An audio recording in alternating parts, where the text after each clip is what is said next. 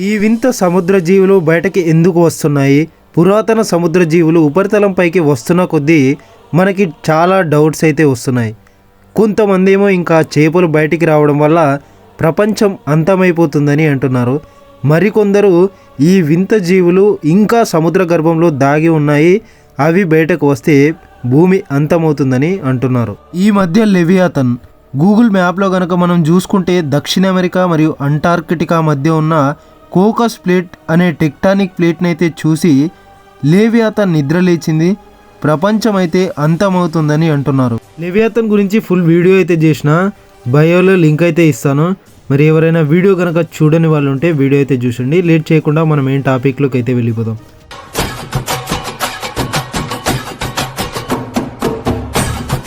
చాలామందికి ఉన్న ప్రశ్న ఏంటంటే, మన దగ్గర పెద్ద పెద్ద శాస్త్రవేత్తలు అయితే ఉన్నారో వాళ్ళు సముద్రాలను అన్వేషించడం ఎందుకు మానేశారు? అంతరిక్షంలో ఏలియన్స్ ఉన్నాయని చూడడానికి వెళ్ళారు, మన సముద్ర లోతులో ఏం దాగుందో అని తెలుసుకోవడానికి ఎవరు ఆసక్తి ఎందుకు చూపట్లేదని ఇది చాలామందికి డౌట్ అయితే ఉంది.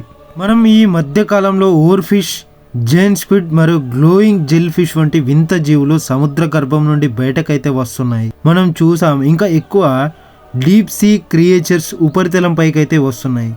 ఓర్ ఫిష్ చాలా అరుదైన చేప, ఇది వెండి రంగులో అయితే ఉంటుంది. ఇది పాములా సాగుతూ ఈదుతూ అయితే ఉంటుంది. మరి ఇవి బీచ్లపై కనిపించడానికి కారణం ఏంటో ఇప్పుడు మనం తెలుసుకుందాం. ఇంకొకటి యాంగ్లర్ ఫిష్, ఇది సముద్రం లోతులో అయితే నివసిస్తుంది. సాధారణంగా ఎప్పుడూ కూడా పైకి రాదు. ఈ మధ్య ఉపరితలం నుండి బయటకైతే వచ్చింది, మనం వీడియోలో గట్రా చూసాం. ఈ పైకి వచ్చిన యాంగ్లర్ ఫిష్ 6 అంగుళాల పొడవు మాత్రమే ఉంది, కానీ దీన్ని చాలా పెద్దగా ఉన్నట్టు చూపిస్తున్నారు. మనకు దాని గురించి తెలియదు కాబట్టి నిజంగా చాలా పెద్దగా ఉందని నమ్మేస్తాము.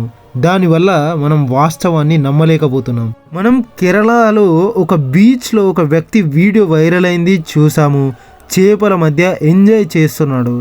ఇది చాలా ఆశ్చర్యకరమైన విషయం. దీని వెనక ఏదో కారణం అయితే ఉంది, లేకుంటే అన్ని చేపలు ఒకేసారి భూమి మీదకైతే రావు. ఓవర్ ఫిష్, ఈ చేప ఆస్ట్రేలియా, అమెరికాలోని శాండియాగో వంటి చోట్ల బీచ్లపై కనిపిస్తుంది. అలాగే యాంగ్లర్ ఫిష్ అనే డీప్ సీ క్రియేచర్ సముద్ర ఉపరితలంపైకి వస్తుంది. ఇవన్నీ ఏదో సంకేతాలనైతే సూచిస్తుంది అని అనిపిస్తుంది. కేరళలో బీచ్లోకి చేపలు వచ్చిన సంఘటన కూడా వింతగానే ఉంది. ఈ ఓవర్ ఫిష్ని డూమ్డే ఫిష్గా అయితే పిలుస్తారు.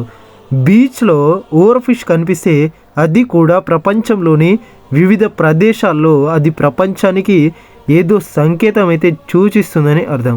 అలాగే యాంగ్లర్ ఫిష్ డీప్ సీ నుంచి పైకి రావడం, అక్కడ ఏదో భయంకరమైన విషయం జరుగుతుందని చెప్పవచ్చు. 2000 సంవత్సరాల నుంచి శాస్త్రవేత్తలు మరియు పెద్ద దేశాల వాళ్ళు సముద్రాలను అన్వేషించడం అయితే మానేశారు. బదులుగా అంతరిక్షంలో ఏలియన్స్ను వెతుకుతున్నారు. ఇది ఏం అర్థం కావట్లేదు. అంతరిక్షం గురించి తెలుసుకోవడం సులభమా, లేదా సముద్రాలు కష్టతరంగా మారాయా అని? ఇది ఏదో రహస్యంగా ఉంది, ఇంకా భయాన్ని అయితే కలిగిస్తుంది. ఒక థియరీ ప్రకారం ఈ జీవులు వాతావరణ మార్పుల వల్ల పైకి వస్తున్నాయి. సైన్స్ ఏం చెప్తుందంటే, సముద్రపు నీరు వేడెక్కుతున్న కొద్దీ జీవులు చల్లని నీటి కోసం ఉపరితలం పైకైతే వస్తున్నాయని.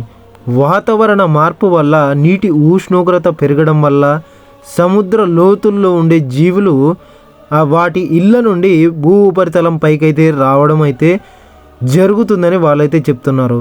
భూమి అంతర్భాగంలో జరిగే భూకంపాలు, అగ్నిపర్వత విస్ఫోటనల వల్ల ఇవి భూమి పైనకైతే వస్తున్నాయి. ఇది కూడా ఒక కారణమే. సముద్రం అడుగున భాగంలో ఉన్న దానిని మనం సీ బెడ్ అంటాం. ఇది కదిలినప్పుడు అక్కడ ఉండే జీవులు పైకి రావడం మొదలు పెడతాయి. జపాన్లో సునామీ మరియు భూకంపాలు రాకముందు ఓవర్ ఫిష్ అనే చేపలు భారీ సంఖ్యలో ఒడ్డుకు చేరాయి. ఇది న్యాచురల్ డిజాస్టర్తో ముడిపడైతే ఉంటుంది. ఒక అద్భుతమైన విషయం, చంద్రుడిపై అడుగుపెట్టి మార్స్కు రోవర్ అయితే పంపించాం.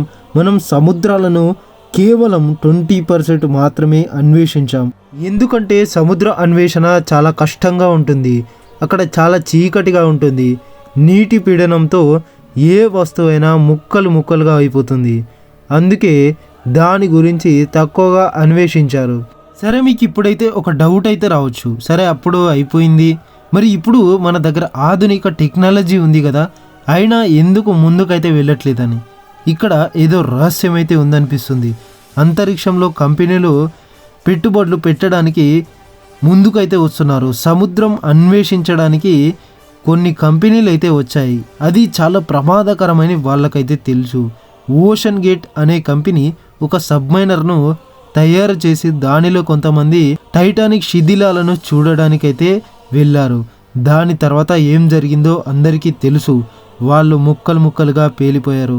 అంత ప్రమాదకరంగా అయితే ఉంటుంది. సముద్రంలో రహస్యాలు కేవలం ఒత్తిడి లేదా చీకటి గురించి మాత్రమే కాదు, అక్కడ చాలా రకాల భయంకరమైన వింత జీవులు ఉన్నాయని కొందరి నమ్మకం. క్రాకెన్, మెగలాడెన్, నింగన్ ఈ పేర్ల గురించి మనం ఇంతవరకు ఎక్కడా విని ఉండం. డ్రాగన్ వైక్లింగ్ చరిత్రలో చెప్పబడిన జైంట్ స్క్విడ్. ఇది ఒకే దెబ్బలో ఇంత పెద్ద జీవినైనా నాశనం అయితే చేయగలదు. మెగలాడెన్ 60 అడుగుల పొడవున్న పురాతన షార్క్. ఒకప్పుడు సముద్రాలను ఏలిన రాక్షస జీవి ఇది. ఇవి అంతరించిపోయినాయి అనుకుంటాం, కానీ ఇంకా బ్రతికే ఉన్నాయని, సముద్ర లోతుల్లో ఉన్నాయని నమ్ముతారు. ఇకపోతే నింగన్ అంటార్కిటికా సముద్రాల్లో కనిపించిన మానవ ఆకారంలో ఉన్న జీవి ఇది. దీన్ని ఏలియన్తో అయితే పోలుస్తారు. ఇంకా సముద్ర లోతుల్లో ఎన్నో రహస్యాలు దాగి ఉన్నాయి. మనం ఇంకా కనుక్కోలేని జీవులు, మనకి తెలియని జీవులు ఇంకా చాలానే ఉన్నాయి. సముద్రంలో వింత జీవులను చూసామని నావికులు, అదేవిధంగా చేపలు పట్టేవారైతే చెప్తూ ఉంటారు. Giant sea serpents, glowing sea dragons ఇవన్నీ కథల్లో అయితే ఉన్నాయి. ఇవి కట్టుకథలా లేక నిజమా, ఇంకా చాలా మందికి డౌట్ గానే ఉంది. సముద్ర లోతుల్లో ఏదైనా దాగి ఉందా అని ఊహించుకున్న కట్టుకథల్లాగా చెప్తున్నారు. వీటి గురించి చాలా రకాలుగా చరిత్రలు అయితే ఉన్నాయి. వైకింగ్ల పురాణాల్లో క్రాకెన్ గురించి అయితే చెప్పబడింది. చాలా రకాల చరిత్రలో ఇలాంటి జీవుల గురించి టాపిక్ అయితే ఉంది. లెవియాథన్ చాలా భయంకరమైన సముద్రపు అతిపెద్ద జీవి. దీని గురించి చరిత్ర పుస్తకాల్లో ఎన్నో సందర్భాల్లో చెప్పబడింది. చాలామంది భూమి మీద అతిపెద్ద జీవిగా అయితే చెప్తారు. ఇది 1000 ఓడలను ఒకేసారి మింగగలదు. అంటే ఎంత భయంకరంగా ఉంటుందో ఆలోచించండి. దీని ఉనికిని భౌతికంగా ఎలాంటి ఆధారం అయితే లేదు. అయినప్పటికీ కథల్లో దీని గురించి ఎందుకు చెప్పబడింది, దీని వెనక నిజం దాగి ఉందా, భూ ఉపరితలం పైన ఎన్ని జీవాలు కనిపిస్తున్నాయి, దీన్ని చూసి లేవియాథన్ నిద్ర లేచిందని అంటున్నారు. ఎందుకంటే లేవియాథన్ ఉందని ఎలాంటి ఆధారం అయితే లేదు. ఇవి పురాణాలు, లేకపోతే సముద్రపు అంతర్భాగంలో ఏదైనా దాగి ఉందా? ఈ ప్రశ్నలకు సమాధానాలు ఇంకా రహస్యంగానే అయితే ఉన్నాయి. ఇంకా రహస్యాలు మనకు తెలియదు. లేవియాథన్ వంటి జీవులు ఇంకా ఉన్నాయా, కట్టుకథనా, ఇంకా ఎవరికీ తెలియదు. సముద్రంను ఇంకా అన్వేషిస్తే తప్ప మనకు అసలు నిజాలు తెలియవు. అవి బయటకు వచ్చి ప్రపంచం అంతమవుతుందని అనేది ఇంకా చాలామందికి అయితే అర్థం అవ్వట్లేదు. చాలామందికి పోతే బాగుండు అని కూడా చాలామందికి అయితే ఉన్నది. వాతావరణ మార్పు, సముద్ర ఉష్ణోగ్రత పెరగడం వల్ల చల్లని నీటి కోసం రకరకాల జీవులు అయితే బయటకు వస్తున్నాయని శాస్త్రవేత్తలు అయితే చెప్తున్నారు.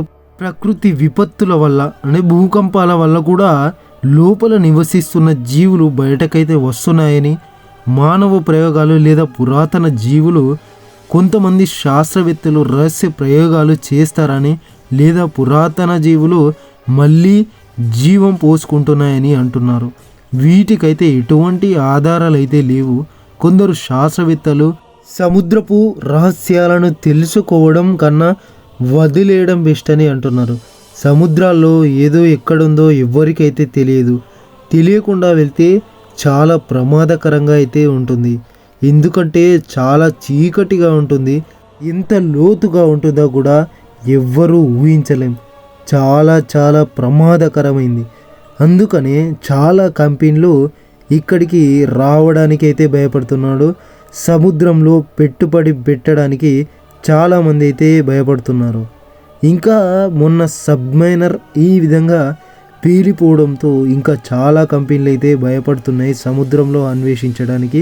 మనం అన్వేషించింది 20% మాత్రమే, ఇంకా 80% అదే విధంగా అయితే ఉంది. మరి మున్ముందు ఇంకా సముద్రాలను అన్వేషిస్తారా లేదా సముద్ర రహస్యాలను అదే విధంగా ఉంచుతారా చూద్దాం. Thank you for watching this video. మరొక వీడియోతో మళ్ళీ కలుద్దాం.